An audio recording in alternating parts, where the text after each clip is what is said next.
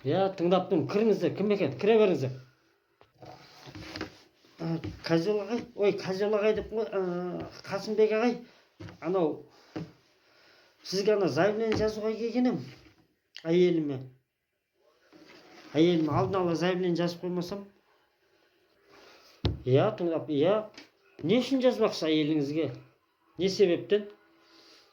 Әйеліңізге заявление жазып. Бір бәле бүлдірді ма, бір бәле істеді ма, не істеді? Соны айтып берсеңіз маған. Сол анау алдын ала жазайын деген себебім анау тойда ішіп келе жатыр да, тойда. Арақ ішіп келе жатыр.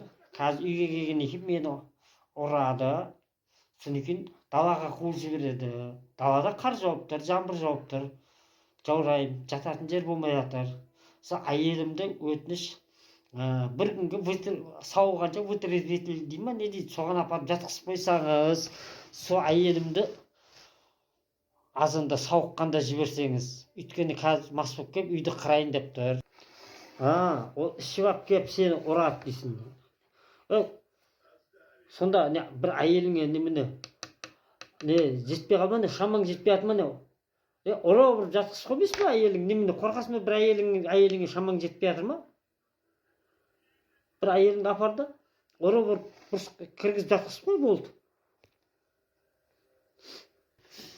Иә, ұрып ұрып тап қоясыз, одан кейін оны ұрсам, одан кейін оны емес, мені 5 жылға жатқызасың ғой, бір күнге жатқызасың одан да. Мені 5 жылға жатқызайын деп тұрсың, оны ұрсам.